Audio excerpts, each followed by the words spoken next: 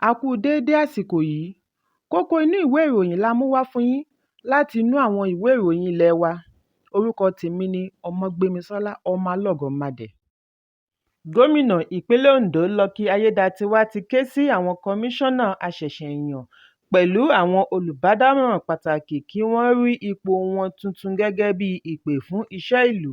Bákan náà ni ó rọ olórí òṣìṣẹ́ tuntun Báyọ̀ Philip pẹ̀lú àwọn alábàáṣiṣẹ́pọ̀ kí wọ́n jẹ́ aṣojú rere kí wọ́n sì rí iṣẹ́ wọn gẹ́gẹ́ bí àṣedójú àmì fún ìjọba rere ìpínlẹ̀. Gómìnà tí ó sọ èyí níbi ìbúra àwọn kọmíṣánná 6 àti olùbádámọ̀ràn 8 ní ìlú Àkúrẹ́ rọ àwọn olóyè tuntun láti pèsè ohun tí ará ìlú ń fẹ́. Ó ní kí wọ́n ṣe àgbékalẹ̀ iṣẹ́ ọpọlọ nítorí àsìkò tí wọ́n gba ipò yìí jẹ́ àsìkò ẹlẹgẹ́. Fún ìdí èyí, kí wọ́n gbé ìgbésẹ̀ tí yóò mú àdínkù bá ìṣòro tí ará ìlú ń kojú. Gómìnà wá fi àǹfààní yìí rọ ará ìlú kí wọ́n má ti àwọn olóyè wọ̀nyí gbọ̀ngbọ̀n, kí wọ́n fún wọn ní àǹfààní àti ṣe iṣẹ́ wọn bí iṣẹ́ láìsí ìdíwọ́. Àwọn kọmíṣánná tí wọ́n ṣe ìbúra fún ni Ọ̀gbẹ́ni Emmanuel Igbasan, Onímọ̀ ẹ̀rọ Razak Obe, Ìyáàfin Ọmọ́wùmí Isaac, Ọ̀gbẹ́ni Káyọ̀dé Àjùlọ, Ọ̀gbẹ́ni Akínwùmí Ṣòwòrẹ́ àti Ọ̀gbẹ́ni Níyì Òsénì. Àwọn olùbádámọ̀ràn ni Ọ̀gbẹ́ni Olúgbénga Ọmọ́lé, Ìyáàfin Ọlámídé Fálànà, Honorébù Àlàbí Johnson àti bẹ́ẹ̀ bẹ́ẹ̀ lọ. Ẹ̀kúnrẹ́rẹ́ ìròyìn yìí wà nínú ìwé ìròyìn Punch tó jáde lónìí. Àwọn ẹlẹ́wọ̀n ní ọgbà ìwàtúnṣe ìlú Jos ìpínlẹ̀ Plateau ṣe ìfẹ̀hónúhàn lónìí lórí ìṣòro ọrọ̀ ajé orílẹ̀-èdè. Ìwádìí sọ ọ́ di mímọ̀ wípé àwọn ẹlẹ́wọ̀n yìí bẹ̀rẹ̀ ìfẹ̀hónúhàn ní kété tí wọ́n kéde àdínkù oúnjẹ wọn nínú ọgbà ìwàtúnṣe. Wọ́n ní àwọn ẹlẹ́wọ̀n yìí kọ̀ láti tẹ̀lé àṣẹ àwọn wọ́dà bí wọ́n ti kọ̀ láti jẹ oúnjẹ òwúrọ̀ wọn nígbà ìfẹ̀hónúhàn. Gẹ́gẹ́ bí ìròyìn ṣe jábọ̀, àwọn ẹlẹ́wọ̀n yìí kóra jọ sí àárín ọgbà bí wọ́n ṣe ń kígbe lóhùn rárá. Tajútajú ni àwọn òṣìṣẹ́ inú ọgbà lò kí àwọn wọ̀nyí tó túká lọ inú yàrá wọn. Adarí ọgbà ìwàtúnṣe Raphael Ibinuhin fìdí ìṣẹ̀lẹ̀ yìí múlẹ̀ bí ó ti dá ẹ̀bi ru ọ̀wọ́ngógó oúnjẹ lórílẹ̀-èdè. Ó ní agbaṣẹ́ṣe tó ń ṣàmójútó oúnjẹ wọn ṣe ẹ̀sùn wípé owó oúnjẹ tó gbówó lórí ni ó ń jẹ́ kí wọ́n ṣe àdínkù oúnjẹ wọn. Àdínkù oúnjẹ wọn yìí ló bí wọn nínú tí wọ́n fi gùnlé ìfẹ̀hónúhàn.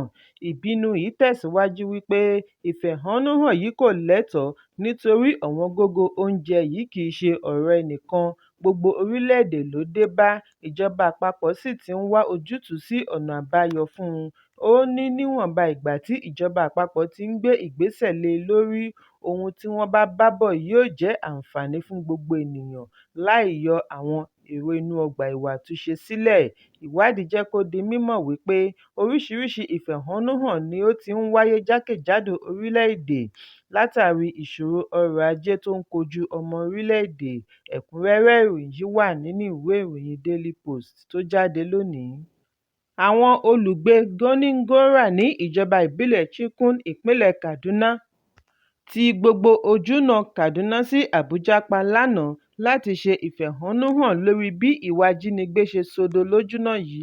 Àwọn olùgbé ya wọ ojúnà márosẹ̀ pẹ̀lú ìfẹ̀hónúhàn bí wọ́n ṣe ń rọ ìjọba kí ó wá nǹkan ṣe sí ìwà ìjínigbé gbogbo ìgbà ní agbègbè. Gẹ́gẹ́ bí ẹni ọ̀rọ̀ ṣojú rẹ̀ ṣe sọ, ó ní àwọn ajínigbé ṣe ìkọlù sí agbègbè ní alẹ́ Ọjọ́rú mọ́júmọ́ Ọjọ́bọ̀ tí wọ́n sì jí ènìyàn tí ẹnikẹ́ni kò lè sọ iye wọn. Wọ́n ní ìṣẹ̀lẹ̀ yìí wáyé láàárín aago 11 alẹ́ títí di aago 3 òru Ọjọ́bọ̀. Èyí ló mú àwọn olùgbé fi ìbínú tú jáde láti wá ṣe ìfẹ̀hónúhàn. Wọ́n ní àwọn adàlúrú yìí ṣe iṣẹ́ wọn láìsí ìdíwọ́ fún wákàtí 4. Èyí ló mú àwọn olùgbé jáde lówùúrọ̀ láti wá ṣe ìfẹ̀hónúhàn. Ẹni ọ̀rọ̀ ṣojú rẹ̀ ṣàlàyé wípé ọ̀pọ̀lọpọ̀ olùgbé ni wọ́n jí gbé lọ sí ibi tí ẹnikẹ́ni kò mọ̀ lójú ìbọn. àwọn àdàlúrú yìí wá lọ́pọ̀ yanturu. Àwọn olùgbé, pàápàá jùlọ àwọn ọ̀dọ́, ti gba kádàrá láti gbèjà ara wọn bí wọ́n ṣe ya sí ojú pópó. Èyí mú kí súnkẹrẹ-fàkẹrẹ ọkọ̀ bẹ́ sílẹ̀. Kí àwọn ológun tó dé wá fi ìbọn tú wọn ká. Àwọn agbófinró ya sí ojúnà yìí láti wá ojútùú sí súnkẹrẹ-fàkẹrẹ tí ìfẹ̀hónúhàn yìí dá sílẹ̀. Ìwádìí jẹ́ kó di mímọ̀ wípé lára àwọn olùgbé àdúgbò yìí ti fi àdúgbò sílẹ̀ pẹ̀lú ìbẹ̀rù wípé àwọn ajínigbé lè padà wá. Nígbà tí ó ń fèsì sí ìgbésẹ̀ yìí, ìjọba ìpínlẹ̀ ṣe ìkìlọ̀ fún àwọn olùgbé tako kí wọ́n máa dá àṣẹ pa. Kọmíṣánná fún ààbò abẹ́nú Samuel Arwan sọ wípé ìgbìmọ̀ àjọ aláàbò ní ìpínlẹ̀ Kaduna ti ṣe ìkìlọ̀ lórí ká máa dí ojúnà pa, dá lílọ bíbọ̀ ọkọ̀ dúró àti dídàbùkù sí aráàlú tí kò mọ nǹkan kan. Ó ní ìgbìmọ̀ ẹ̀ṣọ́ aláàbò, lára wọn láti rí kọmíṣánná ọlọ́pàá Audu Ali, adarí àjọ ọ̀tẹlẹ̀múyẹ́ DSS Abdul Adamu Enenche, adarí ológun Muhammad Kana àti kọmíṣánná alámòójútó. Gbogbo wọn ni wọ́n dá gbogbo igi tí wọ́n gbé dínà rú fún lílọ bíbọ̀ ọkọ̀ tó já geere. Ẹ̀kúnrẹ́rẹ́ ìròyìn yìí wà nínú ìwé ìròyìn Punch tó jáde lónìí. Lónìí ni Ààrẹ Bọ́lá Tinubu yan ikọ̀ alámòójútó tuntun fún iléeṣẹ́ amúnáwá FGN Power Company Limited. Àtẹ̀jáde láti ọ̀dọ̀ amúgbálẹ́gbẹ̀ẹ́ ààrẹ Ajuwinge Lale ni ó fìdí ọ̀rọ̀ yìí múlẹ̀. Nínú àtẹ̀jáde, bí ó ti sọ wípé èyí lọ pẹ̀lú ìmọrírì ipa àjọ amúnáwá lórí iléeṣẹ́ àti ìdàgbàsókè okòòwò. Gẹ́gẹ́ bí àtẹ̀jáde náà ṣe ṣàlàyé, Keni Osebi-Anuwe ni ààrẹ yàn gẹ́gẹ́ bí adarí, nígbà tí akàwé gboyè Mamman Lawan sì gba ipò rẹ̀ gẹ́gẹ́ bí akọ̀wé àti olùbádámọ̀ràn lórí òfin. Bákan náà ni àtẹ̀jáde náà dárúkọ Ebenezer Ọláwálé Fápóhùndà gẹ́gẹ́ bí Chief Technical Officer, Babátúndé Dáramọ́lá Onírù Chief Commercial Officer àti Julius Oyèkọ́lá Ọlábíyì gẹ́gẹ́ bí Financial Officer. Ẹ̀kúnrẹ́rẹ́ ìròyìn yìí wà nínú ìwé ìròyìn Leadership tó jáde lónìí.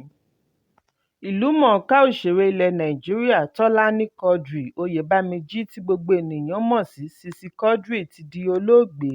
Sisi Quadri dágbére fáyé lónìí lẹ́ni ọdún mẹ́rìnlélógójì 44 years.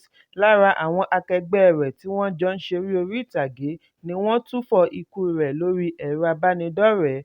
Ọ̀kan nínú wọn ni òṣèrébìnrin Bíọ́lá Adébáyọ̀, bí ó ti kọ ọ́ wípé àwọn yóò ṣe àfẹ́rí rẹ̀ kí Ọlọ́run tẹ́ ẹ sáfẹ́fẹ́ rere. Sisi Quadri jẹ́ ìlúmọ̀ọ́ká pẹ̀lú àrà ọ̀tọ̀ ẹ̀kẹ́ẹ̀bú láìfìkanpé méjì. Èyí tí wá túbọ̀ sọ ọ́ di ìlúmọ̀ọ́ká fún àwọn olólùfẹ́ eré sinimá àgbéléwò káàkiri orílẹ̀-èdè. Ẹ̀kúnrẹ́rẹ́ ìròyìn yìí wà nínú ìwé ìròyìn Daily Post tó jáde lónìí. Ikọ̀ ọlọ́pàá ìpínlẹ̀ Zamfara ti fìdí ẹ̀ múlẹ̀ wípé ènìyàn 3 ni wọ́n jí gbé tí wọ́n sì rí ẹnìkan gbà padà lẹ́yìn tí àwọn agbébọn ṣe ìkọlù sí mọ́ṣáláṣí. Àfihàn yìí wáyé nínú àtẹ̀jáde láti ọ̀dọ̀ agbẹnusọ ọlọ́pàá ASP Yasid Abdullahi tí ó tó akọ̀ròyìn lọ́wọ́ lónìí ní ìlú Gúúsù. Gẹ́gẹ́ bí àtẹ̀jáde náà ṣe ṣàlàyé, ní ọjọ́ 29 oṣù kejì ọdún 2024 láàrin aago 5:30 ìdájí, àwọn agbébọn tí ẹnikẹ́ni kò lè ṣe ìdánimọ̀ wọn pẹ̀lú oríṣiríṣi ìbọn alárìífín-ayẹta ya wọ inú mọ́ṣáláṣí pẹ̀lú èròǹgbà àti jíìyàn gbé, ṣùgbọ́n àwọn èrò mọ́ṣáláṣí rí ọ̀nà sá mọ́ wọn lọ́wọ́, yàtọ̀ sí àwọn àgbàlagbà 3 tí wọ́n rí jí gbé lọ sí ibi tí ẹnìkankan ò mọ̀. Bí iléeṣẹ́ ọlọ́pàá ṣe gba ìròyìn yìí ni wọ́n ta mọ́ra pẹ̀lú àwọn ikọ̀ atófiṣẹ́-ogun rán láti lọ ṣe àwárí àti àgbàkalẹ̀ àwọn tí wọ́n jí gbé. Ikọ̀ yìí tọpinpin àwọn àdàlúrú yìí dé inú igbó Dangateru. Èyí ló mú wọn yọ̀ǹda ọ̀kan nínú àwọn tí wọ́n jí gbé tí kò rìn bá wọn dọ́gba kí wọ́n tó dóòlà rẹ̀. Ìgbìyànjú ṣì ń lọ lọ́wọ́ láti dóòlà àwọn tó kù. Ẹ̀kúnrẹ́rẹ́ ìròyìn yìí wà nínú ìwé ìròyìn Daily Post tó jáde lónìí. Kókó inú ìwé ìròyìn tòní kò ní jù báyìí lọ. Ẹ pàdé mi lọ́la fún àkọ́tún ìròyìn. Kí a tó lọ, ẹ má ṣaláì fi àríwísí yín ránṣẹ́, ìyẹn comment, kí ẹ sì bá wa subscribe sí ojúnà wa lórí YouTube kí kókó inú ìwé ìròyìn lè máa tẹ̀ yín lọ́wọ́ ní kíákíá.